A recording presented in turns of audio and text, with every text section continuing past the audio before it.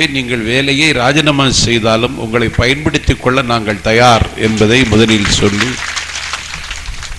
அம்மாவனுடைய ஆளுமை திறன்தான் அவரை உச்சத்தில் கொண்டு வைத்திருக்கிறது. 22 ஆண்டு காலம் சட்ட போராட்டம் நடத்தி காவிரி நடுவர் மன்றத்தினுடைய தீர்ப்பு இன்னைக்கு கெசட்டில் போட்டுட்டாங்க. இதைத்தான் அழகாக ஒரு கவிஞன் சொன்னான், அண்ணல் மகாத்மா காந்தியிடம் செல்லுங்கள், ஒரு கைத்தடி கிடைக்கும். தன்மானம் பேசுகிற தந்தை பெரியாரிடம் செல்லுங்கள், ஒரு கருப்பு கொடி கிடைக்கும். கர்ம வீரர் காமராஜரிடம் செல்லுங்கள், சத்துணவில் ஒரு பிடி கிடைக்கும். அறிஞர் அண்ணாவிடம் செல்லுங்கள், மூக்கு பொடியோடு முத்தமிழும் சேர்ந்து கிடைக்கும். தலைநகர் டெல்லிக்கு செல்லுங்கள், தஞ்சாவூர் தலையாட்டும் பொம்மை தலைப்பாகையோடு சேர்ந்து கிடைக்கும். கோபாலபுரம் செல்லுங்கள், தண்டவாளத்தில் தலை வைத்து படுத்து கிடந்த பழைய தலவாணி ஒன்று கிடைக்கும். கேப்டனிடம் செல்லுங்கள், எதுவும் கிடைக்காது குனிந்தால் ஒரு அடி கிடைக்கும். மக்கள் திலகம் எம்ஜிஆரிடம் செல்லுங்கள், இலை நிறைய அன்னத்தோடு இரட்டை இலை சின்னம் கிடைக்கும். எங்கள் அம்மாவிடம் செல்லுங்கள், காவேரி தண்ணீரில் 65 DMC தண்ணீர் கிடைக்கும் என்று ஒரு கவிஞன் பாடுகிறார்.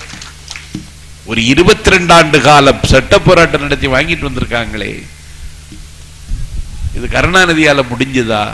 எத்தனை அமைச்சர்கள் இருக்கான், அழகிரி மத்திய அமைச்சர், சிதம்பரம் மத்திய அமைச்சர், அவன் பெரிய பினான்சியல் மினிஸ்டர், கூத்தாண்டவர் கோவிலில் குடியிருக்க வேண்டிய பயல்கள் எல்லாம் நிதி அமைச்சராகி,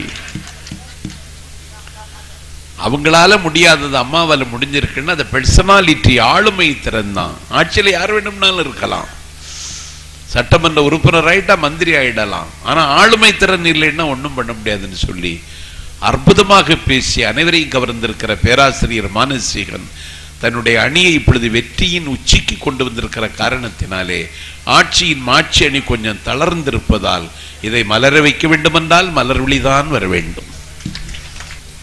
தரைய பார்த்து நிக்குது நல்ல கதிரு, தன் நிலைய மறந்து வெளியே நீட்டுது பதறு, அதுபோல் அறிவு உள்ளது அடங்கி கிடக்குது வீட்டிலே, எதுக்கும் ஆகாத சிலது ஆர்ப்பாட்டம் பண்ணுது வெளியிலே, அதாலே மனுஷே சாப்பிடுறாண்டா தம்பி பயலே, அது மாறுவதப்போ தீருவதப்போ நம்ம கவலை. எல்லாம் உள்ள இறையருளை வேண்டி இந்த அருமையான சிந்தனை பட்டிமன்றத்திற்கு தென்றலிலே ஒளி வாங்கி, தேனாற்றில் குரல் வாங்கி, மல்லிகையில் மனம் வாங்கி, மதுரையிலே தமிழ் வாங்கி, அறிவுகளை அகம் தாங்கி அசத்துகின்ற எங்களுடைய நடுவர் அவர்களே, இது அப்படியே எழுதி கூட என் பொண்டாட்டியிடம் காமிக்கணும். என்னடி எதிரணி ஆற்றல் மிகுந்த அறிஞர் பெருமக்களே, இந்த அருமையான நிகழ்ச்சியை ரசித்துக் கொண்டிருக்கின்ற ஆண்டோரை சான்றோரை என் போன்றோரை உங்கள் அனைவருக்கும் இந்த சின்னவளின் சிறப்பான வணக்கங்களை முதலில் உரித்தாக்கிக் கொள்கிறேன். சின்னவதான், ஒன்றும் சந்தேகம் இல்லை.